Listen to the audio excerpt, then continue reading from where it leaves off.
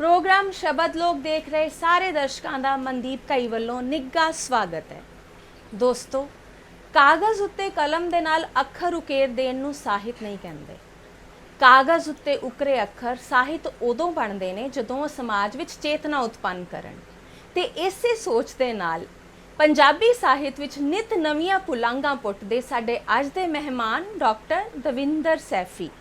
वैसे तो डॉक्टर साहब बहुत बार दूरदर्शन के मेहमान बन चुके हैं, पर अज सानू सुभाग हासिल होया है कि असी फरीदकोट जिले विच इन्हां दे पिंड मोरांवाली विच पहुंचे हाँ ते इन्हां ने साडा इन्ना निੱਘਾ स्वागत किया है ना, उहदे लई बहुत बहुत धन्नवाद तुहाडा डॉक्टर साहब। धन्नभाग साडे ने जी, तुसीं इस पछड़े जे पिंड विच पैड़ां पाईआं ने। पूरी दूरदर्शन टीम का मनदीप जी तुहाडा बहुत सारा शुकराना जी। वैसे सर तुसी पछड़िया पिंड क्या, पर जो है नज़ारा मैं देख रही हाँ मैनू लगता नहीं कि पिंड पछड़िया हो सकता है, और मैं ये भी यकीन कह सकती हाँ कि उहदे विच तुहाडा बहुत वड्डा हत्थ होएगा। तो ये जिहड़ा सफ़र है इत्थों तक दा, इस सफ़र की शुरुआत यानी कि तुहाडा मुढ़ला जिहड़ा जीवन सीगा उहदे बारे सानू कुछ दसो। मनदीप जी, जब मैं पछड़िया कहा तो उहदे पिछे कारण सी कोई, और तुहाडी चेतना है ਜਾਂ तुहाडा उपद्र है, ਤੁਸੀਂ ਅੰਦਰੂਨੀ ਵਿਕਾਸ ਨੂੰ ਵਿਕਾਸ ਮੰਨਦੇ ਹੋ। ਨਹੀਂ ਤਾਂ ਅੱਜ ਦੀ ਦੁਨੀਆ ਦੇ ਵਿੱਚ ਉਸ ਵਿਕਾਸ ਨੂੰ ਕੋਈ ਵਿਕਾਸ ਨਹੀਂ ਮੰਨਦਾ, ਸਿਰਫ ਪਦਾਰਥਕ ਵਿਕਾਸ ਨੂੰ ਵਿਕਾਸ ਮੰਨਦੇ ਨੇ। ਔਰ ਉਹ ਮੈਂ ਕਹਿਣ ਦਾ ਕਾਰਨ ਹੈ ਜੋ ਇਹ ਗੱਲ ਕਹੀ ਹੈ ਤਾਂ ਕਿਉਂਕਿ ਤੁਸੀਂ ਜਨਮ ਬਾਰੇ ਪੁੱਛਿਆ ਹੈ ਤਾਂ ਇਸ ਤੋਂ 1.5 ਕਿਲੋਮੀਟਰ ਦੂਰ ਪਿੰਡ ਹੈ ਮਿਸ਼ਰੀ ਵਾਲਾ ਜੀ। ਉੱਥੇ ਮੇਰਾ ਜਨਮ ਹੋਇਆ ਹੈ ਔਰ ਉੱਥੇ ਮੈਂ ਮੁੱਢਲੀਆਂ 6 ਕਲਾਸਾਂ ਕੀਤੀਆਂ ਜੀ। ਉਸ ਵਕਤ ਇਹ ਸਾਰੇ ਦਾ ਸਾਰਾ ਰਾਹ ਮੋਰਾਂਵਾਲੀ ਤੋਂ ਮਿਸ਼ਰੀ ਵਾਲੇ ਤੱਕ ਦਾ ਪਾਣੀ ਨਾਲ ਭਰਿਆ ਹੁੰਦਾ ਸੀ ਜੀ। ਸਰ ਬੂਟੇ, ਇੱਥੇ ਕੋਈ ਸਾਧਨ ਨਹੀਂ ਆਉਂਦਾ ਸੀ ਜੀ। ਰੇਤਾ ਹੀ ਰੇਤਾ ਹੁੰਦੀ ਸੀਗੀ, ਕੋਈ ਫਸਲ ਨਹੀਂ ਹੁੰਦੀ ਸੀ। ਇਹ ਮੇਰਾ ਉਸ ਵੇਲੇ ਦਾ ਜੋ ਨਜ਼ਾਰਾ ਦੇਖਿਆ ਮੈਂ ਸਾਰਾ। ਉਸ ਵਕਤ ਮੇਰੇ ਪਿਤਾ ਜੀ ਟਾਂਗਾ, ਜਿਹਨੂੰ ਰੇੜਾ ਵੀ ਕਹਿ ਸਕਦੇ ਤੁਸੀਂ, ਉਹ ਚਲਾਉਂਦੇ ਸੀਗੇ, ਸਵਾਰੀਆਂ ਢੋਂਦੇ ਸੀਗੇ। ਪਰ ਮੇਰੇ ਵਹਿੰਦਿਆਂ ਵਹਿੰਦਿਆਂ ਵਿਕਾਸ ਹੋਇਆ, ਟੈਂਪੂ ਵਗੈਰਾ, ਉਹ 3 ਵੀਲਰ ਚੱਲੇ, ਜਿਹੜੇ ਨੇ ਬੱਸਾਂ ਚੱਲੀਆਂ 1-2, ਤਾਂ ਉਸ ਵੇਲੇ ਉਹਨਾਂ ਦਾ ਕੰਮ ਖੜ ਗਿਆ, ਰੁਕ ਗਿਆ। ਤਾਂ ਉਹਨਾਂ ਦੀ ਮਜਬੂਰੀ ਬਣ ਗਈ ਉੱਥੋਂ ਉੱਠ ਕੇ ਇੱਥੇ ਆਉਣਾ, ਕਿਉਂਕਿ ਇੱਥੇ ਉਹਨਾਂ ਨੇ ਇੱਕ ਦੁਕਾਨ ਪਾਈ ਸੀਗੀ। ਉਹਦੇ ਕਰਕੇ ਮੈਨੂੰ ਵੀ ਉਹਨਾਂ ਦੇ ਨਾਲ ਹੀ ਆਉਣਾ ਪਿਆ। ਸਾਰੀ ਕਬੀਲਦਾਰੀ ਵੱਡੀ ਸੀ, ਕਾਫੀ ਸੀ। ਮੈਥੋਂ ਵੱਡੀਆਂ ਭੈਣਾਂ ਨੇ 4, ਉਹਨਾਂ ਦੀ ਸਾਰੀ ਕਬੀਲਦਾਰੀ ਸਾਂਭਣੀ ਸੀ ਉਹਨਾਂ ਨੇ। ਸੋ ਉਹਦੇ ਕਰਕੇ ਮੈਂ 7ਵੀਂ ਕਲਾਸ ਫਿਰ ਇੱਥੋਂ ਢੁੱਡੀ ਪੜ੍ਹਨ ਜਾਂਦਾ ਸੀ ਜੀ, ਜਿਹੜਾ ਇੱਥੋਂ 6 ਕਿਲੋਮੀਟਰ ਦੂਰ ਹੈ। ਠੀਕ ਹੈ ਜੀ। ਉਸ ਸਮੇਂ ਦੌਰਾਨ ਉਹ ਮੈਨੂੰ ਹਟਾਉਣਾ ਵੀ ਚਾਹੁੰਦੇ ਸੀਗੇ, ਕਹਿੰਦੇ ਸੀ ਮੈਥੋਂ ਕਬੀਲਦਾਰੀ ਨਹੀਂ ਸੰਭਣੀਗੀ, ਸਮਾਨ ਲਿਆਉਣਾ ਲਿਜਾਣਾ ਸਾਰਾ ਕੁਝ ਕਰਨਾ ਹੈ।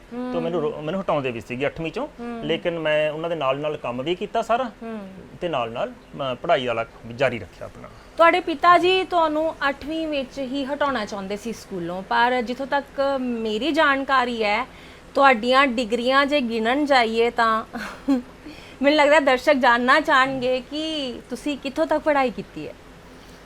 ਹਾਂਜੀ, ਉਹ 10ਵੀਂ ਢੁੱਡੀ ਤੋਂ ਕਰਕੇ +2 ਫਿਰ ਸਰਕਾਰੀ ਸਕੂਲ ਵਿੱਚ ਹੀ, ਕਿਉਂਕਿ ਪ੍ਰਾਈਵੇਟ ਜੋਗੇ ਤਾਂ ਅਸੀਂ ਹੈ ਨਹੀਂ ਸੀਗੇ ਉਸ ਵੇਲੇ, ਫੀਸਾਂ ਭਰਨ ਜੋਗੇ ਫਾਦਰ ਸਾਹਿਬ ਨਹੀਂ ਸੀਗੇ। ਫਿਰ ਮੈਂ ਕੋਟਕਪੂਰਾ ਸੀਨੀਅਰ ਸੈਕੰਡਰੀ ਸਕੂਲ ਹੈ ਜੀ, ਸਰਕਾਰੀ ਸਕੂਲ, ਉੱਥੋਂ ਕੀਤਾ। ਔਰ ਸਰਕਾਰੀ ਬਰਜਿੰਦਰਾ ਕਾਲਜ ਚੋਂ BA MA, ਤੇ ਇੱਥੋਂ ਹੀ B.Ed ਕਾਲਜ ਚੋਂ B.Ed ਕੀਤੀ, ਸਰਕਾਰੀ ਕਾਲਜ ਆਫ ਐਜੂਕੇਸ਼ਨ ਚੋਂ। ਔਰ ਉਸ ਤੋਂ ਬਾਅਦ ਮੈਂ ਇੱਕ ਪ੍ਰਾਈਵੇਟ ਕਾਲਜ ਵਿੱਚ ਨੌਕਰੀ ਕੀਤੀ, ਔਰ ਉਸ ਦੇ ਵਿੱਚੋਂ ਜੋ ਮਾਇਕ ਮਦਦ ਮਿਲਦੀ ਰਹੀ ਉਹਦੇ ਆਧਾਰ ਦੇ ਉੱਤੇ ਫਿਰ MPhil ਕੀਤੀ, ਫਿਰ PhD ਕਰਨ ਵਾਸਤੇ ਅੰਮ੍ਰਿਤਸਰ ਯੂਨੀਵਰਸਿਟੀ ਜੀ, ਔਰ ਉਸ ਤੋਂ ਬਾਅਦ M.Ed ਕੀਤੀ ਜੀ। ਠੀਕ ਹੈ ਜੀ। ਸੋ ਇਹ ਉਹਨਾਂ ਬੱਚਿਆਂ ਵਾਸਤੇ, ਯੰਗਸਟਰਸ ਵਾਸਤੇ ਵੀ ਇੱਕ ਪ੍ਰੇਰਣਾ ਹੈ ਜੀ, ਜਿਹੜੇ ਕਿ ਬੜੇ ਐਕਸਕਿਊਜ਼, ਬੜੇ ਬਹਾਨੇ ਲਾ ਦਿੰਦੇ ਨੇ ਜੀ, ਸਾਡੇ ਕੋਲ ਪੜ੍ਹਾਈ ਨਹੀਂ ਹੁੰਦੀ ਜਾਂ ਅਸੀਂ ਬਹੁਤ ਮੁਸ਼ਕਿਲ 'ਚ ਹਾਂ। ਸੋ ਇੱਕ ਇਨਸਾਨ ਜਿਹਨੂੰ ਕਿ 8ਵੀਂ ਵਿੱਚ ਉਹਦੇ ਫੈਮਿਲੀ ਵੱਲੋਂ ਹੀ ਸਪੋਰਟ ਨਹੀਂ ਸੀ ਕਿ ਪੜ੍ਹਾਉਣ ਦੀ, ਉਹਨਾਂ ਨੇ ਕਿੱਥੋਂ ਤੱਕ ਆਪਣੀ ਐਜੂਕੇਸ਼ਨ ਨੂੰ ਲੈ ਕੇ ਗਏ, ਔਰ ਅੱਜ ਉਸ ਮੁਕਾਮ 'ਤੇ ਨੇ। ਤੁਸੀਂ ਸਾਹਿਤ ਦੇ ਖੇਤਰ ਵਿੱਚ ਜਿਸ ਮੁਕਾਮ 'ਤੇ ਹੋ, ਉੱਥੋਂ ਤੱਕ ਪਹੁੰਚਣ ਲਈ ਜਿਹੜਾ ਤੁਹਾਡਾ ਸਫ਼ਰ ਸੀਗਾ ਉਹਦੇ ਬਾਰੇ ਸਾਨੂੰ ਦੱਸੋ, ਦੀ ਸ਼ੁਰੂਆਤ ਕਿਸ ਤਰ੍ਹਾਂ ਹੋਈ? ਮਨਦੀਪ ਜੀ ਕਹਿੰਦੇ ਨੇ ਨਾ, ਜਿਹੜੀ ਗਰੀਬੀ ਹੁੰਦੀ ਆ, ਚੁਣੌਤੀਆਂ ਹੁੰਦੀਆਂ ਨੇ, ਅੜਚਨਾਂ ਹੁੰਦੀਆਂ ਨੇ ਜ਼ਿੰਦਗੀ ਦੀਆਂ, ਇਹ ਤੁਹਾਨੂੰ ਉਮਰ ਤੋਂ ਪਹਿਲਾਂ ਸਿਆਣਾ ਬਣਾ ਦਿੰਦੀਆਂ। ਬਿਲਕੁਲ। ਜ਼ਿੰਦਗੀ ਨੂੰ ਵੇਖਣ ਦੀ ਇੱਕ ਦ੍ਰਿਸ਼ਟੀ ਆ ਜਾਂਦੀ ਸਾਡੇ ਕੋਲੇ, ਸਾਡੀ ਰੀੜ ਪੈਦਾ ਹੋ ਜਾਂਦੀ ਹੈ। ਸੋ ਜਦੋਂ ਜਾਣਾ ਸਾਈਕਲ ਦੇ ਉੱਤੇ, ਪਿਤਾ ਜੀ ਵਾਸਤੇ ਸਮਾਨ ਲੈ ਕੇ ਆਉਂਦੇ ਸੀ ਫਰੀਦਕੋਟ ਤੋਂ, ਕਈ ਵਾਰ 2 ਚੱਕਰ ਵੀ ਲਾਉਣੇ ਪੈਂਦੇ ਸੀ ਗਰਮੀ 'ਚ, ਤਾਂ ਉਦੋਂ ਰਸਤੇ ਦੇ ਵਿੱਚ ਉਹਨਾਂ ਬੱਚਿਆਂ ਨੂੰ ਦੇਖਣਾ ਜਿਹੜੇ ਬਹੁਤ ਅੱਛੇ ਔਰ ਕਾਰਾਂ ਤੇ ਸਾਡੇ ਦਸ਼ਮੇਸ਼ ਸਕੂਲ ਆ, ਬੜਾ ਮਸ਼ਹੂਰ ਆ, ਪੰਜਾਬ ਦਾ ਸਕੂਲ ਹੈ ਜੀ ਪੂਰੇ ਪੰਜਾਬ ਦੇ ਵਿੱਚ ਉਹਦੀ। ਸੋ ਬੱਚਿਆਂ ਨੂੰ ਦੇਖਦਾ ਸੀਗਾ ਮੈਂ ਕਿ ਵੀ ਆਹ ਬੱਚੇ ਤਾਂ ਇਹਨਾਂ ਵਰਗੇ ਤਾਂ ਅਸੀਂ ਕਦੇ ਵੀ ਨਹੀਂ ਬਣ ਸਕਦੇਗੇ, ਅਸੀਂ ਤਾਂ ਵੈਸੇ ਹੀ ਸ਼ਾਇਦ ਟੱਕਰਾਂ ਮਾਰੀ ਜਾਂਦੇ, ਸਾਨੂੰ ਕੋਈ ਨੌਕਰੀ ਵਗੈਰਾ ਤਾਂ ਨਹੀਂ ਮਿਲਣੀਗੀ। ਪਰ ਮਨਦੀਪ ਜੀ ਤੁਸੀਂ ਦੇਖੋ ਸਾਡੀ ਮਿਹਨਤ ਜਾਂ ਜੋ ਸਮਾਜ ਪ੍ਰਤੀ ਸਾਡੀ ਸੋਚ ਸੀਗੀ ਉਸ ਵੇਲੇ, ਜਾਂ ਆਪਣੇ ਆਪ ਦੇ ਵਿਕਾਸ ਬਾਰੇ ਸੋਚ ਸੀਗੀ। ਮੈਂ ਇੱਕ ਆਰਟੀਕਲ ਲਿਖਿਆ ਸੀ ਜੀ, ਕਲਾਤਮਕ ਰੁਚੀਆਂ ਦਾ ਵਿਕਾਸ ਜੀ। ਔਰ ਉਹ ਜਦੋਂ ਉਹ ਆਰਟੀਕਲ ਜਿਹੜਾ ਸੀਗਾ ਦਿੱਲੀ ਬੋਰਡ ਹੈਗਾ CBSE ਜੀ ਉਹਨਾਂ ਨੇ ਮੰਗ ਲਿਆ ਜੀ, ਕਿਤੇ ਛਪਿਆ ਸੀਗਾ। ਔਰ ਉਹ ਬੱਚੇ ਜਦੋਂ ਪੜ੍ਹਦੇ ਉਹੀ ਦਸ਼ਮੇਸ਼ ਸਕੂਲ ਦੇ ਵਿੱਚ, ਤਾਂ ਮੈਨੂੰ ਬੜੀ ਪਰਿਵਰਤਨ ਲੱਗਿਆ ਜੀ, ਵੀ ਜਿਹੜੇ ਬੱਚਿਆਂ ਨੂੰ ਮੈਂ ਕਹਿੰਦਾ ਸੀ ਵੀ ਇਹਨਾਂ ਵਰਗਾ ਮੈਂ ਕਦੇ ਨਹੀਂ ਬਣ ਸਕਦਾ, ਫਿਰ ਉਹ ਮੇਰੀ ਲਿਖਤ ਪੜ੍ਹ ਰਹੇ ਨੇ ਜੀ ਉਹ। ਔਰ ਕੋਈ ਪੁੱਛ ਰਹੇ ਨੇ ਟੀਚਰ ਵੀ ਥੋੜੀ ਜਿਹੀ ਲਿਖਤ ਨੂੰ ਇਸ ਤਰ੍ਹਾਂ ਕਿਵੇਂ ਬੱਚਿਆਂ ਨੂੰ ਸਮਝਾਈਏ, ਕਦੇ ਆਓ ਕਦੇ ਰੂਬਰੂ ਕਰੋ, ਠੀਕ ਹੈ ਜੀ। ਸੋ ਇਸ ਤਰ੍ਹਾਂ ਦਾ ਇੱਕ ਉਹ ਦ੍ਰਿਸ਼ਟੀ ਆਈ ਜੀ, ਉਹਦੇ ਆਧਾਰ ਦੇ ਉੱਤੇ ਕਵਿਤਾ ਸਿਰਜੀ, ਵਾਰਤਕ ਸਿਰਜੀ, ਆਲੋਚਨਾ ਸਿਰਜੀ। ਆਲੋਚਨਾ ਮਜਬੂਰੀ ਵੀ ਸੀ, ਪਹਿਲਾਂ ਤਾਂ MPhil ਦੌਰਾਨ ਥੀਸਿਸ ਲਿਖਣਾ ਪੈਂਦਾ ਜੀ, ਡੈਜੀਟੇਸ਼ਨ PhD ਦੌਰਾਨ ਲਿਖਣਾ ਪੈਂਦਾ ਹੈ। ਸੋ ਉਸ ਤੋਂ ਬਾਅਦ ਸ਼ੌਕ ਬਣ ਗਿਆ ਜੀ। ਜਿਹੜੀ ਤੁਸੀਂ ਆਲੋਚਨਾ ਦੀ ਗੱਲ ਕਰ ਰਹੇ ਹੋ, ਉਹਦੇ ਲਈ ਸਾਹਿਤ ਪੜ੍ਹਨਾ ਬਹੁਤ ਜ਼ਰੂਰੀ ਹੈ, ਸਾਹਿਤ ਵਿਚਾਰਨਾ ਬਹੁਤ ਜ਼ਰੂਰੀ ਹੈ ਨਾ। ਤੁਸੀਂ ਇਹ ਨਹੀਂ ਕਰ ਸਕਦੇ ਕਿ ਕੁਛ ਇੱਕ ਲੇਖਕਾਂ ਨੂੰ ਪੜ੍ਹ ਕੇ ਤੇ ਆਲੋਚਨਾ ਸ਼ੁਰੂ ਕਰ ਦੇਵੋ। ਤੋ ਉਹ ਜਿਹੜਾ ਪੜ੍ਹਨ ਦਾ ਸਿਲਸਿਲਾ ਸੀਗਾ, ਕਿਉਂਕਿ ਤੁਸੀਂ ਕੰਮ ਵੀ ਕਰਦੇ ਸੀਗੇ, ਤੁਸੀਂ ਆਪਣੀ ਪੜ੍ਹਾਈ ਵੀ ਕਰ ਰਹੇ ਸੀਗੇ, ਔਰ ਨਾਲ ਸਾਹਿਤ ਪੜ੍ਹਨਾ, ਉਹਦੇ ਲਈ ਬਹੁਤ ਧਿਆਨ, ਬਹੁਤ ਹੌਸਲੇ ਤੇ ਬਹੁਤ ਸਬਰ ਦੀ ਜ਼ਰੂਰਤ ਹੁੰਦੀ ਹੈ। ਤੇ ਤੁਸੀਂ ਦੱਸੋਗੇ ਵੀ ਉਹ ਤੁਹਾਡਾ ਸਫ਼ਰ ਕਿਸ ਤਰ੍ਹਾਂ ਦਾ ਸੀਗਾ, ਕਿਸ ਤਰੀਕੇ ਨਾਲ ਤੁਸੀਂ ਉਹ ਸਾਰੀਆਂ ਚੀਜ਼ਾਂ ਨੂੰ ਮੈਨੇਜ ਕਰਦੇ ਸੀ? ਮੈਨੂੰ ਇੰਜ ਲੱਗਦਾ ਹੈ ਜੀ, ਤੁਹਾਡੇ ਕੋਲੇ ਬਹਾਨੇ ਹੁੰਦੇ ਨੇ ਜਦੋਂ ਆਪਾਂ ਕਹਿੰਦੇ ਆ ਕਿ ਸਾਡੇ ਕੋਲ ਸਮਾਂ ਨਹੀਂਗਾ। ਤੁਹਾਡੇ ਕੋਲੇ ਪ੍ਰਮਾਤਮਾ ਨੇ ਬੜਾ ਵੱਡਾ ਦਿਮਾਗ ਦਿੱਤਾ ਜੀ, ਹਰ ਬੰਦੇ ਨੂੰ ਦਿੱਤਾ ਹੋਇਆ, ਲੇਕਿਨ ਅਸੀਂ ਉਹਦੀ એનર્ਜੀ ਬਹੁਤ ਹੋਰ ਪਾਸੇ ਲਾ ਦਿੰਨੇ ਆ। ਅਸੀਂ ਦੇਖਦੇ ਤਾਂ ਹਰ ਵੇਲੇ ਹੀ ਆ ਨਾ, ਕਿਤੇ ਫਿਲਮਾਂ ਦੇ ਪੋਸਟਰ ਦੇਖ ਲਏ, ਚਾਹੇ ਕਿਸੇ ਨੂੰ ਆਉਂਦੇ ਜਾਂਦੇ ਦੇਖ ਲਓ, ਕਿਸੇ ਦੇ ਕੱਪੜੇ ਦੇਖ ਲਓ, ਲੇਕਿਨ ਉਹਨਾਂ ਦੀ ਥਾਂ ਤੇ ਜੇ ਤੁਸੀਂ ਅੱਖਰ ਦੇਖਣੇ ਸ਼ੁਰੂ ਕਰ ਦਿਓਗੇ ਜੀ, ਤੁਸੀਂ ਕਿਸੇ ਨਾ ਕਿਸੇ ਬਾਰੇ ਤਾਂ ਸੋਚੋਗੇ ਹੀ ਹਮੇਸ਼ਾ। ਕਿਤੇ ਗਵਾਂਢੀ ਬਾਰੇ ਸੋਚ ਲਿਆ, ਕਿਤੇ ਕਿਸੇ ਬਾਰੇ ਸੋਚ ਲਿਆ ਜਿਨ੍ਹਾਂ ਦਾ ਕੋਈ ਵਾਸਤਾ ਨਹੀਂਗਾ, ਲੇਕਿਨ ਉਹਦੀ ਥਾਂ ਤੇ ਜੇ ਤੁਸੀਂ ਚਿੰਤਨ ਕਰਨਾ ਸ਼ੁਰੂ ਕਰ ਦਿਓਗੇ, ਕਿਸੇ ਕਿਤਾਬ ਬਾਰੇ ਚਿੰਤਨ ਕਰਨਾ ਸ਼ੁਰੂ ਕਰ ਦਿਓਗੇ, ਤਾਂ ਮੈਨੂੰ ਲੱਗਦਾ ਕਿ ਉਹ ਤੁਹਾਨੂੰ ਸਾਰਥਕ ਪਾਸੇ ਲੈ ਜਾਏਗੀ। ਔਰ ਮੇਰਾ ਬਚਪਨ ਦੇ ਵਿੱਚ ਰੁਝਾਨ ਬਣ ਗਿਆ ਸੀ ਜੀ, ਜ਼ਿਲ੍ਹਾ ਲਾਇਬ੍ਰੇਰੀ ਸਾਡੀ ਫਰੀਦਕੋਟ ਦੀ ਜੀ, ਉੱਥੇ ਮੇਰਾ ਆਉਣਾ ਜਾਣਾ ਕਾਫੀ ਰਿਹਾ ਹੈਗਾ। ਉੱਥੇ ਮੈਗਜ਼ੀਨ ਪਏ ਹੁੰਦੇ ਸੀਗੇ ਉਸ ਵੇਲੇ, ਨਾਗਮਨੀ, RC, ਜਦੋਂ ਮੈਂ +2 ਸੀਗਾ 10ਵੀਂ ਚ, ਉਸ ਵੇਲੇ ਬੜੇ ਉਹ ਆਕਰਸ਼ਿਤ ਕਰਦੇ ਸੀਗੇ ਮੈਗਜ਼ੀਨ ਮੈਨੂੰ। ਉਹਦੇ ਵਿੱਚੋਂ ਜਿਹੜੇ ਵੱਡੇ ਬੰਦੇ ਸੀਗੇ, ਜਿਵੇਂ ਡਾਕਟਰ ਹਰਭਜਨ ਸਿੰਘ ਹੋਰਾਂ ਦੇ ਆਰਟੀਕਲ ਛਪਨੇ, ਤਾਂ ਉਦੋਂ ਲੱਗਦਾ ਸੀ ਵੀ ਜਿਵੇਂ ਇਹਨਾਂ ਨੇ ਕਿਰਤ ਨੂੰ ਸਮਝਿਆ ਕਿਸੇ ਨੂੰ, ਤਾਂ ਅਸੀਂ ਕਿਉਂ ਨਹੀਂ ਸਮਝ ਸਕਦੇਗੇ ਜੀ। ਤਾਂ ਉਹ ਪ੍ਰੇਰਨਾ ਬਣਦੇ ਗਏ ਜੀ। ਫਿਰ ਉਹਨਾਂ ਦੀਆਂ ਲਿਖਤਾਂ ਪੜ੍ਹਨੀਆਂ, ਕੁਝ ਫਿਲਾਸਫਰਾਂ ਦੀਆਂ ਲਿਖਤਾਂ ਪੜ੍ਹਨੀਆਂ, ਕੁਝ ਚਿੰਤਕਾਂ ਦੀਆਂ ਲਿਖਤਾਂ ਪੜ੍ਹੀਆਂ, ਤਾਂ ਉਹਨਾਂ ਵਰਗੇ ਉਹ ਵੱਡੇ ਬੰਦੇ ਸ਼ੁਰੂ ਤੋਂ ਹੀ ਸਾਡੇ ਆਦਰਸ਼ ਬਣਨੇ ਸ਼ੁਰੂ ਹੋ ਗਏ। ਮਤਲਬ ਕਦੇ ਵੀ ਉਹ ਬੰਦਾ ਆਦਰਸ਼ ਨਹੀਂ ਬਣਿਆਗਾ ਜਿਹੜਾ ਸਮਾਜ ਨੂੰ ਕੁਝ ਦਿੰਦਾ ਨਹੀਂਗਾ, ਠੀਕ ਹੈ ਜੀ। ਝੂਠਾ ਹੀਰੋ ਅਸੀਂ ਕਦੇ ਆਦਰਸ਼ ਨਹੀਂ ਬਣਾਇਆਗਾ, ਠੀਕ ਹੈ ਜੀ। ਡਾਕਟਰ ਸਾਹਿਬ, ਸਾਹਿਤ ਪੜ੍ਹਨਾ ਤੇ ਸਾਹਿਤ ਸਿਰਜਣਾ, ਇਹ ਦੋ ਵੱਖ-ਵੱਖ ਪੱਖ ਨੇ। ਤੋਂ ਪੜ੍ਹਨ ਤੋਂ ਲੈ ਕੇ ਸਿਰਜਣਾ ਤੱਕ ਤੁਸੀਂ ਕਿਸ ਤਰ੍ਹਾਂ ਪਹੁੰਚੇ? ਉਹ ਕਿਹੜੀ ਚੀਜ਼ ਸੀ ਜਿਹਨੇ ਤੁਹਾਨੂੰ ਪ੍ਰੇਰਨਾ ਦਿੱਤੀ ਕਿ ਮੈਂ ਵੀ ਸਾਹਿਤ ਸਿਰਜ ਸਕਦਾ?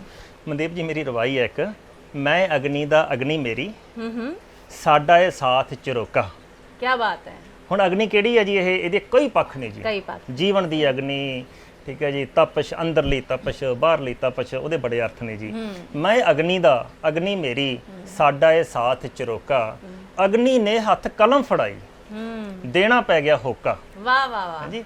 ਕਵਿਤਾ ਤੇ ਅੱਗ ਜੁੜਵੀਆਂ ਭੈਣਾਂ, ਅਜ਼ਲੋਂ ਸਾਂਝ ਪਕੇਰੀ। ਮੈਂ ਸਮਝਦਾ ਕਿ ਕਵਿਤਾ ਅੱਗ ਵਰਗੀ ਹੋਣੀ ਚਾਹੀਦੀ ਹੈ ਜੀ, ਜਿਹੜਾ ਤੁਹਾਡਾ ਕੂੜ ਸਾੜੇ, ਕੁਫਰ ਸਾੜੇ, ਤੁਹਾਡਾ ਅੰਦਰੋਂ ਵੀ ਬਾਹਰੋਂ ਵੀ, ਸਮਾਜ ਦਾ ਕੋਝ ਸਾੜੇ, ਠੀਕ ਹੈ ਜੀ। ਸੋ ਇਸੇ ਕਰਕੇ ਲਿਖਿਆ ਜੀ, ਕਵਿਤਾ ਤੇ ਅੱਗ ਜੁੜਵੀਆਂ ਭੈਣਾਂ, ਅਜ਼ਲੋਂ ਸਾਂਝ ਪਕੇਰੀ, ਸ਼ਾਲਾ ਅੱਗ ਤੇ ਪਵੇ ਨਾ ਪਾਣੀ, ਕਿਤੇ ਪੈ ਨਾ ਜਾਏ ਸੋਕਾ। ਸੋ ਮੈਂ ਚਾਹਣਾ ਅੱਗ ਮਗਦੀ ਰਵੇ ਅੰਦਰੋਂ ਵੀ ਬਾਹਰੋਂ ਵੀ। ਇਹੀ ਸਮਝ ਲਓ ਮੇਰੀ ਸਿਰਜਣਾ ਦਾ ਸਰੋਤ ਸੀਗਾ ਜੀ। ਤੇ ਕਿਹੜਾ ਸਾਹਿਤਕਾਰ ਹੈ ਦੇਸ਼ ਵਿਦੇਸ਼ ਦੇ ਵਿੱਚ ਜਿਹਨੇ ਤੁਹਾਨੂੰ ਬਹੁਤ ਜ਼ਿਆਦਾ ਪ੍ਰਭਾਵਿਤ ਕੀਤਾ? 10ਵੀਂ ਕਲਾਸ ਦੇ ਜਦੋਂ ਪੇਪਰ ਦੇ ਕੇ ਹਟੇ ਜੀ, ਉਦੋਂ ਮੈਂ ਬਹੁਤ ਕਿਤਾਬਾਂ ਪੜ੍ਹੀਆਂ। ਉਦੋਂ ਮੈਨੂੰ ਮੈਕਸਿਮ ਗੋਰਕੀ ਦੀਆਂ ਕਹਾਣੀਆਂ, ਚੈਖਵ ਦੀਆਂ ਕਹਾਣੀਆਂ, ਦਾਸਤੋਵਸਕੀ ਦੇ ਨਾਵਲ, ਮੈਨੂੰ ਬੁੱਧੂ ਨਾਵਲ ਅਜੇ ਤੱਕ ਯਾਦ ਹੈ ਜੀ, ਪੜ੍ਹਿਆ ਸੀਗਾ ਉਦੋਂ ਮੈਂ। ਇਡੀਅਟ ਉਹਨੂੰ ਕਹਿੰਦੇ ਸੀ, ਅਪਰਾਧ ਔਰ ਦੰਡ ਹਿੰਦੀ 'ਚ ਮਿਲਿਆ ਸੀਗਾ। ਵਿਕਟਰ ਹਿਊਗੋ ਮਿਲ ਗਿਆ ਜੀ ਉਸ ਵੇਲੇ, ਟੋਲਸਟਾਏ ਹੋਰਾਂ ਦਾ ਨਾਵਲ ਮਿਲ ਗਿਆ ਜੀ, ਅੰਨਾ ਕਾਰੇਨਿਨਾ, ਠੀਕ ਹੈ ਜੀ। ਉਹ ਵੱਡੇ ਬੰਦੇ, ਖਲੀਲ ਜਬਰਾਨ ਦੀ ਕਿਤਾਬ ਹੱਥ ਲੱਗ ਗਈ, ਪੈਗੰਬਰ, ਇੱਕ ਇੱਕ ਸਤਰ ਉਹਦੀ ਅੰਦਰ ਲਿਖੀ ਮੀਰਦਾਦ ਦੀ ਪੁਸਤਕ ਖਰੀਦ ਕੇ ਵੰਡੀਆਂ ਕਈਆਂ ਦੋਸਤਾਂ ਨੂੰ। ਠੀਕ ਹੈ ਜੀ। ਸਭ ਤੋਂ ਵੱਧ ਉਸ ਵੇਲੇ +2 ਕਰਦਿਆਂ ਮੈਨੂੰ ਫਰੈਡਰਿਕ ਨੀਤਸ਼ੇ ਮੇਰੇ ਹੱਥ ਲੱਗ ਗਿਆ ਜੀ, ਜ਼ਿਲ੍ਹਾ ਲਾਇਬ੍ਰੇਰੀ ਚੋਂ। ਉਹ ਬੰਦੇ ਨੇ ਤਾਂ ਕਿਆ ਅੰਦਰੋਂ ਕਪਾਟ ਖੋਲਤੇ ਜੀ।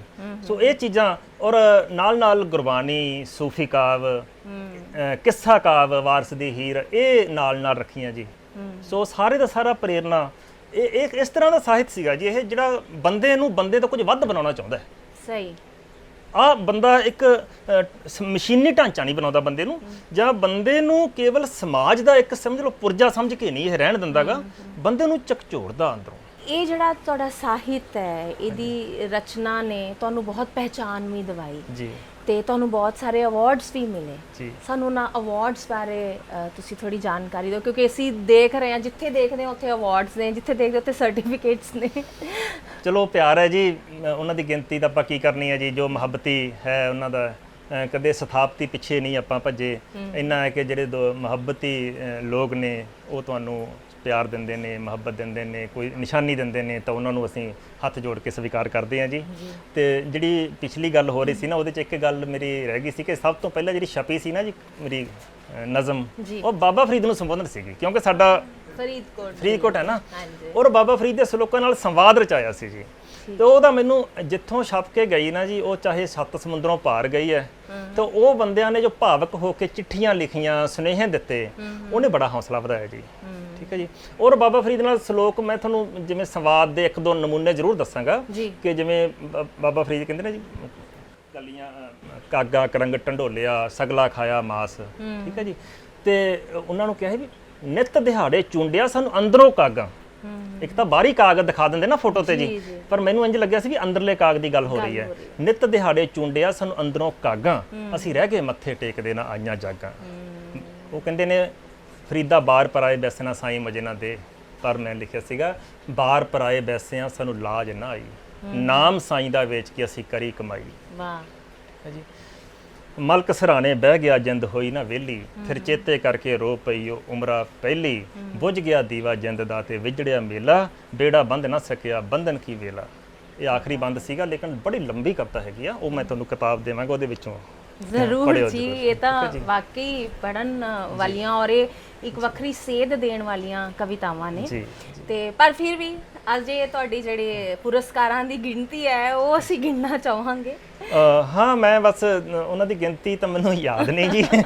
ਚਲੋ ਇਹ ਹੈ ਕਿ ਕੁਝ ਪ੍ਰਮਾਣ ਪੱਤਰ, ਚਾਹੇ ਉਹ ਸਮੁੰਦਰੋਂ ਪਾਰ ਗਏ, ਰੂਬਰੂ ਵਗੈਰਾ ਹੋਏ, ਉੱਥੇ ਲੈਕਚਰ ਹੋਏ, ਉੱਧਰੋਂ ਮਿਲੇ ਨੇ, ਕੁਝ ਇੱਧਰੋਂ। ਜਿਵੇਂ ਇੱਕ ਹੁਣ ਵਾਲਾ ਮੈਨੂੰ ਬੜਾ ਹੀ ਅੱਛਾ ਪੁਰਸਕਾਰ ਲੱਗਿਆ, ਜਿਹੜਾ ਹੁਣ ਮੈਗਜ਼ੀਨ ਹੈ ਜੀ, ਉਹਨਾਂ ਨੇ ਯੁਵਾ ਪੁਰਸਕਾਰ ਦਿੱਤਾ ਸੀਗਾ। ਮੈਨੂੰ ਬੜਾ ਹੀ ਉਹ ਖੂਬਸੂਰਤ ਲੱਗਿਆ ਕਿ ਉਹਦੀ ਖੂਬਸੂਰਤੀ ਇੰਝ ਹੈ ਜੀ ਕਿ ਮੈਨੂੰ ਪਤਾ ਹੀ ਨਹੀਂ ਸੀਗਾ ਵੀ ਪੁਰਸਕਾਰ ਦੇ ਰਹੇ ਨੇ। ਬਸ ਉਹਨਾਂ ਦਾ ਫੋਨ ਆਉਂਦਾ ਸੁਸ਼ੀਲ ਜੀ ਹੋਰਾਂ ਦਾ ਕਿ ਤੁਹਾਨੂੰ ਅਸੀਂ ਚੁਣਿਆ, ਔਰ ਮੈਨੂੰ ਇੰਝ ਲੱਗਿਆ ਕਿ ਸਾਨੂੰ ਇੰਝ ਹੀ ਹੋਣੇ ਚਾਹੀਦੇ ਨੇ। ਕਦੇ ਵੀ ਤੁਹਾਡਾ ਬਾਇਓਡਾਟਾ ਪੁੱਛ ਕੇ ਜਦੋਂ ਕਹਿੰਦੇ ਨੇ ਵੀ ਭੇਜਦੇ, ਉਹ ਕਦੇ ਨਾ ਮੈਂ ਭੇਜਿਆ ਨਾ ਭੇਜਾਂਗਾ। ਇਹ ਮੇਰੀ ਕਮਿਟਮੈਂਟ ਹੈ ਜੀ ਆਪਣੇ ਆਪ ਨਾਲ ਵੀ ਮੈਨੂੰ ਪੁਰਸਕਾਰ ਦਿਓ। ਮੈਂ ਇਸ ਤਰ੍ਹਾਂ ਜੋ ਤੁਹਾਨੂੰ ਲੱਗਦਾ ਕਿ ਵਿਚਰਨ ਵੇਲੇ ਕੋਈ ਸੁਸਾਇਟੀ ਨੂੰ ਲੱਗਦਾ, ਚਾਹੇ ਉਹ ਪੰਜਾਬੀ ਸਾਹਿਤ ਸਭਾ ਹੈਗੀ ਆ ਇੱਥੋਂ ਵਾਲੀ ਹੈ, ਫਰੀਦਕੋਟ ਵਾਲੀ ਹੈ, ਠੀਕ ਹੈ ਜੀ, ਚਾਹੇ ਉਹ ਹੁਣ ਮੈਨੂੰ ਪਿੱਛੇ ਜੇ ਫੋਨ ਆਇਆ ਜੀ, ਇੱਕ ਗਿਆਨੀ ਦਿੱਤ ਸਿੰਘ ਕੋਈ ਉਹਨਾਂ ਦੀ ਸੁਸਾਇਟੀ ਬਣੀ ਹੈ ਜੀ, ਉਹ ਕਹਿੰਦੇ ਤੁਹਾਨੂੰ ਫਖਰੇ ਕੌਮ। ਮੈਂ ਕਿਹਾ ਜੀ ਮੈਂ ਫਖਰੇ ਕੌਮ? ਕਹਿੰਦੇ ਨਹੀਂ, ਸਾਨੂੰ ਲੱਗਦਾ ਹੈ। ਠੀਕ ਹੈ ਜੀ, ਤੁਸੀਂ ਯੋਗਦਾਨ ਪਾ ਰਹੇ ਹੋ। ਠੀਕ ਹੈ ਜੀ। ਡਾਕਟਰ ਸਾਹਿਬ, ਤੁਹਾਡੀ ਕਿਤਾਬ ਦੁਪਹਿਰ ਦਾ ਸਫ਼ਾ, ਇਹਦੇ ਪਹਿਲੇ ਹੀ ਪੰਨੇ ਤੇ, ਬਲਕਿ ਜਿਹੜਾ ਟਾਈਟਲ ਦਾ ਪੇਜ ਆ ਉਹਦੇ ਉੱਤੇ ਹੀ ਡਾਕਟਰ ਹਰਸਿਮਰਨ ਸਿੰਘ ਰੰਧਾਵਾ ਜੀ ਨੇ ਲਿਖਿਆ ਹੈ ਕਿ ਸੈਫੀ ਦੇ ਕੋਸ਼ਗਤ ਅਰਥ ਹਨ ਅਜਿਹਾ ਕਲਮਾ ਜਿਸ ਨੂੰ ਪੜ੍ਹ ਕੇ ਕਿਸੇ ਨੂੰ ਕੀਲਿਆ ਜਾ ਸਕੇ। ਸੈਫੀ ਦੀ ਸ਼ਾਇਰੀ ਪੜ੍ਹਦਿਆਂ ਪਾਠਕ ਅਤੇ ਅਧਿਏਤਾ ਅਜਿਹੀ ਹੀ ਅਹਿਸਾਸ ਚੋਂ ਗੁਜ਼ਰਦਾ ਹੈ। ਇਹ ਨਾਮ ਜਿਹੜਾ ਸੈਫੀ, ਇਹ ਬੜਾ ਸੋਚ ਸਮਝ ਕੇ ਤੁਸੀਂ ਆਪ ਰੱਖਿਆ ਜਾਂ ਇਹ ਕਿਸੇ ਨੇ ਤੁਹਾਨੂੰ ਸੁਝਾਇਆ? ਆਪ ਹੀ ਰੱਖਿਆ ਜੀ। ਮਤਲਬ ਤੁਸੀਂ ਜਾਣਦੇ ਹੋ ਕਿ ਤੁਹਾਡਾ ਸਾਹਿਤ ਜਿਹੜਾ ਆ ਉਹ ਮਤਲਬ ਉਹਦੇ ਵਿੱਚ ਇੰਨੀ ਤਾਕਤ ਹੈ, ਪਰ ਮੈਨੂੰ ਇਹ ਅਰਥ ਨਹੀਂ ਪਤਾ ਸੀ ਜਿਹੜੇ ਰੰਧਾਵਾ ਸਾਹਿਬ ਨੇ ਕੀਤੇ ਜੀ। ਇਹ ਅਰਥ ਬਾਅਦ ਚ ਪਤਾ ਲੱਗੇ ਨੇ। ਅਸਲ ਵਿੱਚ ਮੈਂ ਸੈਫ ਸ਼ਬਦ ਜਾਣਦਾ ਸੀ ਜੀ। ਸੈਫ ਸ਼ਬਦ ਦਾ ਮਤਲਬ ਗੁਰੂ ਗੋਬਿੰਦ ਸਿੰਘ ਜੀ ਹੋਰਾਂ ਦੀ ਬਾਣੀ ਵਿੱਚ ਆਉਂਦਾ ਹੈ, ਕਈ ਵਾਰ ਆਇਆ ਹੈਗਾ, ਸੈਫ ਸਰੋਹੀ ਹੈ ਜੀ। ਔਰ ਸੈਫ ਦਾ ਮਤਲਬ ਕਿਰਪਾਨ ਹੁੰਦਾ ਹੈਗਾ, ਤਲਵਾਰ ਹੁੰਦਾ ਹੈ। ਉਹ ਮੈਂ ਕਿਤੇ ਆਪਣੇ ਆਪ ਹੀ ਘੜ ਲਿਆ ਜੀ, ਸੈਫ ਹੀ ਬਣਾ ਲਿਆ। ਮੈਂ ਕਿਹਾ ਸੈਫ ਤਾਂ ਕੁਝ ਸ਼ਾਇਰਾਂ ਦੇ ਨਾਮ ਦੇਖਦਾ ਸੀਗਾ ਮੈਂ, ਜੀ ਜੀ, ਉਹ ਸੈਫ ਹੀ ਬਣਾ ਲਿਆ, ਲੇਕਿਨ ਇਹਦੇ ਅਰਥ ਮੈਨੂੰ ਬਾਅਦ ਚ ਪਤਾ ਲੱਗੇ। ਵਾਹ ਕੀ ਬਾਤ। ਠੀਕ ਹੈ ਜੀ, ਮਹਾਨ ਕੋਸ਼ ਚ ਫਿਰ ਮੈਂ ਦੇਖਿਆ ਪੜ੍ਹ ਸੈਫੀ ਹੋ ਮੂਹਰੇ ਤੁਰੇ, ਇਸ ਤਰ੍ਹਾਂ ਦੀ ਕੁਝ ਗੱਲ ਸੀ ਜੀ। ਉਹ ਮੁਸਲਮਾਨ ਪੜ੍ਹਦੇ ਨੇ ਜੀ ਕਲਮਾ, ਇਹ ਜਦੋਂ ਲੜਾਈ ਤੇ ਜਾਣਾ ਹੁੰਦਾ ਜੀ, ਉਸ ਵੇਲੇ ਇਹ ਸੈਫੀ ਦਾ ਮੰਤਰ ਹੈ ਕੋਈ, ਉਹਨੂੰ ਪੜ੍ਹਦੇ ਨੇ। ਸੋ ਇਸ ਕਰਕੇ ਮੈਂ ਚਲੋ ਸੁਭਾਗਸ਼ਾਲੀ ਰਿਹਾ ਜੀ ਇਹ ਨਾਮ। ਅੱਛਾ ਡਾਕਟਰ ਸਾਹਿਬ, ਤੁਸੀਂ ਆਪਣੀ ਸਿਰਜਣਾਤਮਕ ਕਿਰਿਆ ਬਾਰੇ ਕੁਝ ਦੱਸਣਾ ਚਾਹੋਗੇ? ਕਿਉਂਕਿ ਬਹੁਤ ਸਾਰੇ ਉੱਭਰਦੇ ਜਿਹੜੇ ਸਾਹਿਤਕਾਰ ਨੇ, ਕਵੀ ਨੇ, ਕਈਆਂ ਨੂੰ ਮੁਸ਼ਕਲਾਂ ਆਉਂਦੀਆਂ ਨੇ, ਉਹ ਆਪਣੀਆਂ ਸੋਚਾਂ ਨੂੰ ਉਹਨਾਂ ਨੂੰ ਇਕੱਠਿਆਂ ਕਰਨਾ, ਉਹਨਾਂ ਵਿੱਚੋਂ ਸਾਹਿਤ ਕੱਢਣਾ, ਉਹਨਾਂ ਵਿੱਚੋਂ ਉਹਨਾਂ ਨੂੰ ਸ਼ਬਦ ਦੇਣਾ ਬੜਾ ਔਖਾ ਹੋ ਜਾਂਦਾ ਕਈ ਵਾਰੀ। ਜੀ ਬਿਲਕੁਲ ਸਹੀ ਦੱਸਿਆ ਤੁਸੀਂ। ਬੜੇ ਦੋਸਤ ਆਉਂਦੇ ਨੇ ਇੱਥੇ, ਕਵਿਤਾ ਲਿਖ ਕੇ ਕੋਈ ਖਰੜਾ ਲੈ ਕੇ ਆਉਂਦਾ ਹੈ ਜੀ, ਤਾਂ ਮਿਹਨਤ ਨਹੀਂ ਕੀਤੀ ਹੁੰਦੀ ਗੀ, ਸਿਰਫ ਆਪਣੇ ਭਾਵਾਂ ਨੂੰ ਤੁਸੀਂ ਲਿਖ ਦਿੰਦੇ ਹੋ ਕਾਗਜ਼ ਉੱਪਰ। ਤੇ ਮੈਂ ਇਹ ਕਹਿੰਦਾ ਹੁੰਨਾ ਮਨਦੀਪ ਜੀ ਕਿ ਕਿਰਪਾ ਕਰਕੇ ਸਾਡੇ ਦਰਖਤਾਂ ਤੇ ਮਿਹਰ ਕਰੋ, ਜੇ ਤੁਸੀਂ ਆਪਣੇ ਭਾਵਾਂ ਨੂੰ ਸੰਭਾਲ ਨਹੀਂ ਸਕਦੇ, ਜੀ, ਕਿਉਂਕਿ ਦਰਖਤਾਂ ਤੋਂ ਕਾਗਜ਼ ਬਣਦਾ, ਵਾਹ ਕਾਗਜ਼ ਅਸੀਂ ਖਰਾਬ ਕਰੀ ਜਾਂਦੇ ਹਾਂ, ਤੇ ਸਿੱਧੇ ਰੂਪ 'ਚ ਅਸੀਂ ਦਰਖਤਾਂ ਦੇ ਦੁਸ਼ਮਣ ਬਣੇ ਬੈਠੇ ਕੀ ਬਾਤ ਹੈ। ਠੀਕ ਹੈ ਮੈਂ ਜੀ। ਤਾਂ ਕੁਝ ਹੋਰ ਹੀ ਸਮਝੀ ਸੀ, ਤੁਸੀਂ ਵਾਕਈ। ਤੇ ਸਾਡੇ ਬਾਬਾ ਫਰੀਦ ਕਹਿੰਦੇ ਨੇ ਵੀ ਦਰਵੇਸ਼ਾਂ ਨੂੰ ਲੋੜੀਏ ਰੁੱਖਾਂ ਦੀ ਜੀ ਰਾਂਦ, ਸਾਨੂੰ ਤਾਂ ਰੁੱਖਾਂ ਵਰਗੇ ਹੋਣਾ ਚਾਹੀਦਾ ਹੈ, ਰੁੱਖਾਂ ਨਾਲ ਪ੍ਰੇਮ ਕਰਨਾ ਚਾਹੀਦਾ ਹੈ। ਸੋ ਸਾਨੂੰ ਕਾਗਜ਼ ਜਦੋਂ ਖਰਾਬ ਕਰਦੇ ਆ ਇਸ ਤਰ੍ਹਾਂ ਤਾਂ ਨਹੀਂ ਕਰਨੇ ਚਾਹੀਦੇ। ਮੈਂ ਚਾਹਣਾ ਕਿ ਪੱਛਮੀ ਕੁਝ ਇਸ ਤਰ੍ਹਾਂ ਦੇ ਵਿਦਵਾਨਾਂ ਚੋਂ, ਜਿਵੇਂ ਬੇਕਨ ਦਾ ਪੜ੍ਹ ਰਹੇ ਸੀ, ਕਹਿੰਦੇ ਮੈਂ 10 ਵਾਰ ਸੋਧਦਾ ਹਾਂ ਕੋਈ ਰਚਨਾ, ਕੋਈ ਆਰਟੀਕਲ ਦੇਣਾ। ਟਾਲਸਟਾਏ ਹੋਰਾਂ ਦਾ ਕਿਤੇ ਪੜ੍ਹਿਆ ਸੀ ਮੈਂ, ਕਹਿੰਦੇ 40 ਵਾਰ ਸੋਧਿਆ ਉਹਨਾਂ ਨੇ ਜੀ ਆਪਣਾ ਨਾਵਲ। ਗੁਰਦਿਆਲ ਸਿੰਘ ਹੋਰਾਂ ਦੀ ਗੱਲ ਸੀ, ਉਹਨਾਂ ਦੇ ਘਰ ਕਦੇ ਬੈਠੇ ਸੀ ਜੀ, ਪਦਮ ਸ਼੍ਰੀ ਗੁਰਦਿਆਲ ਸਿੰਘ, ਉਹਨਾਂ ਦਾ ਨਾਵਲ ਸੀ ਨਾ ਮੜੀ ਦਾ ਦੀਵਾ, ਛੋਟਾ ਜਿਹਾ। ਕਹਿੰਦੇ ਵੀ ਜੇ ਤੁਸੀਂ ਕਿਤੇ ਪਹਿਲਾਂ ਦੇਖਦੇ, ਐਡਾ ਕਮਰਾ ਸੀ, ਕਹਿੰਦੇ ਆ ਸਾਰਾ ਕਮਰਾ ਕਾਗਜ਼ਾਂ ਦਾ ਭਰਿਆ ਹੋਇਆ ਸੀਗਾ, ਮੈਂ ਉਹਨੂੰ ਘੱਟ ਕਰਦਿਆਂ ਤੇ ਇੰਨੇ ਇੱਥੋਂ ਤੱਕ ਲਿਆਇਆ। ਮਤਲਬ ਉਹਨਾਂ ਨੂੰ ਤਰਾਸ਼ਣਾ ਹੈ ਨਾ ਜੀ, ਘੱਟ ਕਰਨਾ। ਸੋ ਇਹ ਬੜਾ ਜ਼ਰੂਰੀ ਹੈ ਕਿ ਤੁਹਾਡੇ ਭਾਵ ਉਛਲਦੇ ਨੇ ਅੰਦਰੋਂ, ਹਰ ਬੰਦੇ ਅੰਦਰ ਭਾਵ ਨੇ, ਲੇਕਿਨ ਬੁੱਧੀ ਨਾਲ ਤੁਸੀਂ ਕੰਟਰੋਲ ਕਿਵੇਂ ਕਰਨੇ ਨੇ। ਤੁਸੀਂ ਕਿੰਨਾ ਕੁ ਸਾਹਿਤ ਪੜ੍ਹਿਆ ਕਿ ਤੁਹਾਨੂੰ ਪਤਾ ਲੱਗੇ ਕਿ ਉਹ ਮਿਆਰ ਮੈਂ ਕਿਵੇਂ ਪੈਦਾ ਰੱਖਣਾ, ਔਰ ਤੁਹਾਡੇ ਅੰਦਰ ਛਾਨਣਾ ਕਿੱਡਾ ਕੁ ਬਰੀਕ ਹੈ ਜੀ। ਠੀਕ ਹੈ ਜੀ। ਤੁਸੀਂ ਬੇਬਾਕ ਹੋ ਕੇ ਆਪਣੀਆਂ ਚੀਜ਼ਾਂ ਸਾੜ ਸਕਦੇ ਹੋ ਕਿ ਨਹੀਂ, ਜਿਹੜੀਆਂ ਤੁਹਾਨੂੰ ਨਹੀਂ ਜੱਚਦੀਆਂ ਜਾਂ ਨਹੀਂ ਸਮਾਜ ਵਾਸਤੇ ਜਾਂ ਨਹੀਂ ਚੇਤਨਾ ਵਾਸਤੇ ਬਣੀਆਂ ਗਈਆਂ। ਸੋ ਇਹ ਜ਼ਰੂਰੀ ਹੈ, ਬੇਬਾਕੀ ਜ਼ਰੂਰੀ ਹੈ। ਔਰ ਮੇਰੀ ਹੁਣ ਤੱਕ ਇਹੀ ਕਿਰਿਆ ਰਹੀ ਹੈ ਕਿ ਜਿੰਨੀ ਦੇਰ ਮੈਨੂੰ ਇਹ ਨਾ ਲੱਗੇ ਕੋਈ ਕਵਿਤਾ ਛਪ ਕੇ ਚੇਤਨਾਤਮਕ ਰੌਸ਼ਨਾਈ ਕਰ ਸਕਦੀ ਹੈ ਕਿਸੇ ਵਾਸਤੇ, ਉਨੀ ਦੇਰ ਉਹ ਕਵਿਤਾ ਨਹੀਂ ਦੇਣੀ। ਕਿਸੇ ਵੀ ਲੇਖਕ ਦੀ ਜਾਂ ਕਿਸੇ ਵੀ ਕਲਾਕਾਰ ਦੀ ਇੱਕ ਅੰਦਰੂਨੀ ਡੂੰਘੀ ਖੁਆਇਸ਼ ਹੁੰਦੀ ਹੈ, ਕੋਈ ਇਹੋ ਜਿਹੀ ਖੁਆਇਸ਼ ਜਿਹੜੀ ਤੁਹਾਡੀ ਅਜੇ ਤੱਕ ਪੂਰੀ ਨਹੀਂ ਹੋਈ ਸਾਹਿਤ ਨੂੰ ਲੈ ਕੇ, ਔਰ ਜਿਹਦੇ ਪਿੱਛੇ ਤੁਸੀਂ ਬਹੁਤ ਗਰਮਜੋਸ਼ੀ ਨਾਲ, ਔਰ ਜਿਹਨੂੰ ਕਹਿੰਦੇ ਹੱਥ ਧੋ ਕੇ ਪਿੱਛੇ ਪਏ ਹੋਏ ਹੋ। ਤੁਹਾਨੂੰ ਇਹਦਾ ਜਵਾਬ ਮੈਂ ਕੁਝ ਕਾਵ ਸੁਰਾਂ 'ਚ ਦੇਣਾ ਚਾਹਾਂਗਾ। ਮੈਨੂੰ ਹੁਣੇ ਮੇਰਾ ਇੱਕ ਗੀਤ ਹੈ, ਇਹ ਮਹਾਮਾਨਵ ਦੇ ਪਿੱਛੇ ਹੈ ਜੀ, ਲਿਖਿਆ ਹੋਇਆ ਮੈਂ। ਸਜਣ ਅਸੀਂ ਮੁੱਢ ਤੋਂ ਟੱਪਰੀ ਵਾਸ, ਧੁਰ ਤੋਂ ਹੀ ਲਿਖਵਾ ਕੇ ਆਏ ਲੇਖਾਂ ਵਿੱਚ ਬਨਵਾਸ। ਵਾਹ। ਤਾਰੇ ਤੋੜ ਕੇ ਝੁੱਗੀਆਂ ਪਾਈਏ, ਚੰਨ ਦੀ ਚਾਦਰ ਹੇਠ ਵਿਛਾਈਏ, ਸਾਨੂੰ ਹਨੇਰਾ ਦਏ ਤਰਵਾਸ। ਸਜਣ ਅਸੀਂ ਮੁੱਢ ਤੋਂ ਟੱਪਰੀ ਵਾਸ, ਕੰਡੇ ਸਾਡੀਆਂ ਬੰਨ ਖੜਾਵਾਂ, ਝੱਲਣ ਪੱਖੀਆਂ ਗਰਮ ਹਵਾਵਾਂ, ਸਾਨੂੰ ਸਦਾ ਤੁਰਨ ਦੀ ਪਿਆਸ। ਮੰਜ਼ਿਲ ਨਹੀਂ ਚਾਹੀਦੀ ਜੀ, ਸਾਨੂੰ ਸਦਾ ਤੁਰਨ ਦੀ ਪਿਆਸ। ਸਜਣ ਅਸੀਂ ਮੁੱਢ ਤੋਂ ਟੱਪਰੀ ਵਾਸ। ਧੂੜਾਂ ਸਾਡੇ ਸੁਰਮਾ ਪਾਵਨ, ਧੁੱਪਾਂ ਠੰਡੜੀ ਛਾਂ ਦੇ ਜਾਵਨ, ਸਾਡਾ ਪੈਂਡਿਆਂ ਵਿੱਚ ਨਿਵਾਸ। ਪੈਂਡਿਆਂ 'ਚ, ਮੰਜ਼ਿਲ ਤੇ ਨਹੀਂ ਜੀ, ਸਾਡਾ ਪੈਂਡਿਆਂ ਵਿੱਚ ਨਿਵਾਸ। ਸਜਣ ਅਸੀਂ ਮੁੱਢ ਤੋਂ ਟੱਪਰੀ ਵਾਸ। ਰਾਹਾਂ ਤੋਂ ਸਾਨੂੰ ਮਿਲੇ ਦਿਲਾਸਾ, ਠੇਡਿਆਂ ਤੋਂ ਸਾਨੂੰ ਮਿਲਦਾ ਹਾਸਾ। ਮੰਜ਼ਿਲ ਤੋਂ ਨਹੀਂ, ਰਾਹਾਂ ਤੋਂ ਸਾਨੂੰ ਮਿਲੇ ਦਿਲਾਸਾ, ਠੇਡਿਆਂ ਤੋਂ ਸਾਨੂੰ ਮਿਲਦਾ ਹਾਸਾ, ਸਾਨੂੰ ਟੱਕਰਾਂ ਆਈਆਂ ਰਾਸ। ਸਜਣ ਅਸੀਂ ਮੁੱਢ ਤੋਂ ਟੱਪਰੀ ਵਾਸ। ਸੂਰਜ ਸਾਨੂੰ ਮੰਡਪ ਦੇਵੇ, ਨਾ ਪਖਤਾ ਨੂੰ ਹਾਂ ਪਖਤਾ ਵਿੱਚ ਕਿਵੇਂ ਬਦਲਣਾ ਜੀ। ਸੂਰਜ ਸਾਨੂੰ ਮੰਡਪ ਦੇਵੇ, ਰਾਹੂ ਕੇਤੂ ਮਿਲਣ ਟੇਵੇ, ਉਤੋਂ ਸ਼ਨੀ ਕਰੇ ਅਰਦਾਸ। ਸਜਣ ਅਸੀਂ ਮੁੱਢ ਤੋਂ ਟੱਪਰੀ ਵਾਸ। ਪੰਛੀ ਅਨਹਦ ਨਾਦ ਸੁਨਾਵਨ, ਇਹ ਸਥਿਤੀ ਹੈ ਜੀ, ਮਾਨਸਿਕ ਸਥਿਤੀ ਜਿਹੜੀ ਹੈ। ਪੰਛੀ ਅਨਹਦ ਨਾਦ ਸੁਨਾਵਨ, ਬੱਦਲ ਅੰਮ੍ਰਿਤ ਆਬ ਪਿਲਾਵਨ, ਜਦ ਮਜਲਸ ਲਾਈਏ ਖਾਸ। ਸਜਣ ਅਸੀਂ ਮੁੱਢ ਤੋਂ ਟੱਪਰੀ ਵਾਸ। ਬੋਧ ਅਸਾਂ ਦਾ ਦੌਲਤ ਸਾਡੀ, ਬੋਧ ਅਸਾਂ ਦਾ ਦੌਲਤ ਸਾਡੀ, ਹਰ ਸਾਹ ਲਵੇ ਪ੍ਰੀਖਿਆ ਡਾਢੀ, ਸਾਨੂੰ ਬ੍ਰਹਿਮੰਡ ਕਰਦਾ ਪਾਸ। ਸੱਜਣ ਅਸੀਂ ਮੁੜ ਤੋਂ ਟੱਪਰੀ ਵਾਸ। ਸੋ ਇਹ ਜੀਵਨ ਦੀ ਕਹਾਣੀ ਵੀ ਹੈ, ਇਹ ਮੰਜ਼ਿਲ ਵੀ ਹੈ ਜਿਹੜੀ ਤੁਸੀਂ ਪੁੱਛੀ ਹੈ। ਡਾਕਟਰ ਮੈਨੂੰ ਲੱਗਦਾ ਥੋੜਾ ਸਾਹਿਬ ਜਵਾਬ ਬਿਲਕੁਲ ਕਵੀ, ਸਾਹਿਤਕਾਰ ਤੇ ਟੱਪਰੀਵਾਸ ਹੋ ਗਿਆ, ਪਰ ਪਰਿਵਾਰ ਵਿੱਚ ਰਹਿੰਦਾ ਇਨਸਾਨ ਉਹ ਪਰਿਵਾਰ ਦਾ ਹਿੱਸਾ ਹੁੰਦਾ ਹਮੇਸ਼ਾ। ਤੇ ਤੁਹਾਡੇ ਸਾਹਿਤਿਕ ਰਚਨਾ ਦੇ ਵਿੱਚ ਤੁਹਾਡੇ ਪਰਿਵਾਰ ਦਾ ਯੋਗਦਾਨ ਜਿਹੜਾ ਰਿਹਾ ਉਹਦੇ ਬਾਰੇ ਸਾਨੂੰ ਕੁਝ ਦੱਸੋ, ਕਿਉਂਕਿ ਇਕੱਲਿਆਂ ਤੁਰਨਾ ਬਹੁਤ ਔਖਾ ਹੁੰਦਾ ਹੈ, ਕੋਈ ਨਾ ਕੋਈ ਹੱਥ ਜ਼ਰੂਰ ਹੁੰਦਾ ਹੈ ਪਿੱਛੇ। ਪਿਤਾ ਜੀ ਵਿਰੋਧ ਕਰਦੇ ਸੀ ਜੀ ਕਿਤਾਬਾਂ ਦਾ। ਮੈਂ ਛੋਟੀ ਜਿਹੀ ਲਾਇਬ੍ਰੇਰੀ ਬਣਾਈ ਜਦੋਂ 9ਵੀਂ ਚ ਪੜ੍ਹਦਾ ਸੀਗਾ, 10 ਕੁ ਕਿਤਾਬਾਂ ਰੱਖ ਕੇ, ਤੇ ਉਹ ਛੋਟੇ ਕਿਤਾਬਾਂ ਕਿਤੇ ਮੇਲੇ ਚੋਂ ਲਿਆਂਦੀ, ਕੁਝ ਕਿਤੋਂ ਮਿਲ ਗਈ ਰਾਧਾ ਸਵਾਮੀ ਡੇਰੇ ਚੋਂ, ਕੋਈ ਛੋਟੇ ਸਸਤੀਆਂ ਜਿਹੀਆਂ ਕਿਤਾਬਾਂ ਕਿਸੇ ਨੇ ਦੇਤੀਆਂ ਮੈਨੂੰ, ਉਹ ਵੀ ਰੱਖ ਲਈਆਂ ਸਾਂਭ ਕੇ। ਤੇ ਉਹ ਕੀ ਹੋਇਆ ਜੀ, ਉਹ ਲਿਖਣ ਉਹ ਘਬਰਾਉਂਦੇ ਸੀਗੇ, ਕਹਿੰਦੇ ਕਿਤਾਬਾਂ ਨਹੀਂ, ਕਿਤਾਬਾਂ ਦਿਮਾਗ ਖਰਾਬ ਕਰ ਦਿੰਦੀਆਂ ਬੰਦੇ ਦਾ, ਕਈ ਪਾਗਲ ਹੋ ਜਾਂਦੇ ਆ। ਤੇ ਉਹ ਬਾਅਦ ਦੇ ਵਿੱਚ ਜਦੋਂ ਪਹਿਲੀ ਵਾਰ ਮੈਂ ਦੂਰਦਰਸ਼ਨ ਜਾ ਕੇ ਆਇਆ ਜੀ 2009 ਚ ਸ਼ਾਇਦ, ਉਦੋਂ ਉਹਨਾਂ ਨੇ ਜਦੋਂ ਸੁਣਿਆ, ਉਦੋਂ ਫਿਰ ਉਹਨਾਂ ਨੇ ਧੂਫ ਦੇਣੀ ਸ਼ੁਰੂ ਕੀਤੀ ਕਿਤਾਬਾਂ ਨੂੰ ਵੀ ਇਹ ਤਾਂ ਕਿਤਾਬਾਂ ਇਹਨੂੰ ਸ਼ਾਬਾਸ਼ ਦਿਵਾਉਂਦੀਆਂ ਨੇ। ਉਸ ਤੋਂ ਬਾਅਦ ਚਲੋ ਉਹਨਾਂ ਦੀ ਕਾਲ ਚਲਾਣਾ ਕਰ ਗਏ ਜੀ, ਮਾਤਾ ਰਹਿ ਗਈ। ਮਾਤਾ ਹੋਰਾਂ ਕੋਲ ਇੱਕ ਜਿਹੜੀ ਸੋਚ ਸੀ ਨਾ ਡੂੰਘੀ, ਉਹ ਕਦੇ ਉਹ ਗੱਲਾਂ ਜਿਹੜੀਆਂ ਮੈਂ ਪਕੜੀਆਂ, ਮੈਂ ਤੁਹਾਨੂੰ ਦੱਸਾਂ ਗੱਲ, ਇੱਕ ਸੁਭਾਵਿਕ ਜੀ ਗੱਲ ਮਾਤਾ ਨਾਲ, ਮਾਂ ਤੇ ਲਾਇਬ੍ਰੇਰੀ। ਇਹ ਚਿਰਾਗ ਮੈਗਜ਼ੀਨ 'ਚ ਨਾ ਪਿੱਛੇ 7 ਕਵਿਤਾਵਾਂ 8 ਲਾਈਆਂ ਸੀ ਜੀ ਉਹਨਾਂ ਨੇ, ਮਾਂ ਦੇ ਨਾਲ ਹੀ ਸੰਬੰਧਿਤ ਨੇ ਜੀ। ਤੁਹਾਨੂੰ ਮਾਂ ਦੀ ਚੇਤਨਾ ਪਤਾ ਲੱਗ ਜਾਏਗੀ, ਔਰ ਤੁਹਾਨੂੰ ਪਤਾ ਲੱਗ ਜਾਏਗਾ ਸਹਿਯੋਗ ਔਰ ਕਿਵੇਂ ਪ੍ਰੇਰਨਾ ਬਣਦੀ ਹੈ। ਕਾਫੀ ਦਿਨਾਂ ਬਾਅਦ ਬਾਹਰਲੇ ਕੰਮਾਂ ਤੋਂ ਜ਼ਰਾ ਕੋਈ ਵੇਲ ਮਿਲੀ ਤਾਂ ਕੁਝ ਵਕਤ ਘਰੇ ਰਹਿਣ ਬਾਅਦ ਲਾਇਬ੍ਰੇਰੀ 'ਚੋਂ ਕੁਝ ਕਿਤਾਬਾਂ ਲਿਆਉਣ ਬਾਰੇ ਸੋਚਿਆ। ਜਦੋਂ ਜਾਣ ਲੱਗਾ ਤਾਂ ਡਿਉੜੀ 'ਚ ਬੈਠੀ ਮਾਂ ਆਖਣ ਲੱਗੀ, ਮੈਂ ਤਾਂ ਸੋਚਿਆ ਸੀ ਤੂੰ ਅੱਜ ਘਰੇ ਰਹੇਂਗਾ, ਘੜੀ ਪਲ ਮੇਰੇ ਕੋਲ ਵੀ ਬਹੇਂਗਾ। ਮਾਂ ਦੇ ਬੋਲਾਂ ਵਿਚਲੀ ਚੀਸ ਜਿਹੀ ਸੁਣ, ਲਾਇਬ੍ਰੇਰੀ ਜਾਣਾ ਮੁਲਤਵੀ ਕਰ, ਮਾਂ ਕੋਲ ਬੈਠਾ। ਉਹਦੇ ਹੱਥਾਂ ਦੇ ਘਸੇ ਨਹੁੰ, ਪੈਰਾਂ ਦੇ ਪੀਲੇਪਨ, ਝੁਰੜੀਆਂ ਭਰਿਆ ਚਿਹਰਾ, ਅੱਖਾਂ 'ਚ ਸੁੱਕਿਆ ਪਾਣੀ। ਵੇਹਦਾ ਵੇਹਦਾ ਸੋਚਣ ਲੱਗਾ, ਅਸਲੀ ਕਿਤਾਬਾਂ ਨੂੰ ਪੜ੍ਹਨੋਂ ਸਮਝਣੋਂ ਤਾਂ ਅਜੇ ਕੋਹਾਂ ਦੂਰ ਆ। ਚਿੰਤਨ ਦੀ ਜੋ ਇਹ ਅੱਗ ਹੈ ਜਿਹੜੀ ਤੁਸੀਂ ਚਾਹੁੰਦੇ ਹੋ ਕਿ ਇਹ ਤੁਹਾਨੂੰ ਬਾਲਦੀ ਰਵੇ, ਅਸੀਂ ਉਮੀਦ ਕਰਾਂਗੇ ਕਿ ਇਸੇ ਤਰ੍ਹਾਂ ਤੁਹਾਡੇ ਅੰਦਰ ਬਲਦੀ ਰਵੇ ਔਰ ਸਮਾਜ ਵਿੱਚ ਜਿਹੜਾ ਕੋੜ ਫੈਲਿਆ ਹੈ ਉਹਨੂੰ ਸਾੜਦੀ ਰਵੇ ਤੇ ਨਾਲ ਹੀ ਇਸ ਸਮਾਜ ਨੂੰ ਰੁਸ਼ਨਾਉਂਦੀ ਰਵੇ। ਸੋ ਅਸੀਂ ਆਸ ਕਰਦੇ ਹਾਂ ਕਿ ਤੁਹਾਡੇ ਕੋਲੋਂ ਹੋਰ ਵੀ ਸਾਨੂੰ ਅਗਾਂਹ ਵਧੂ ਸਾਹਿਤ ਜਿਹੜਾ ਆ ਉਹ ਪੜ੍ਹਨ ਨੂੰ ਮਿਲੇਗਾ।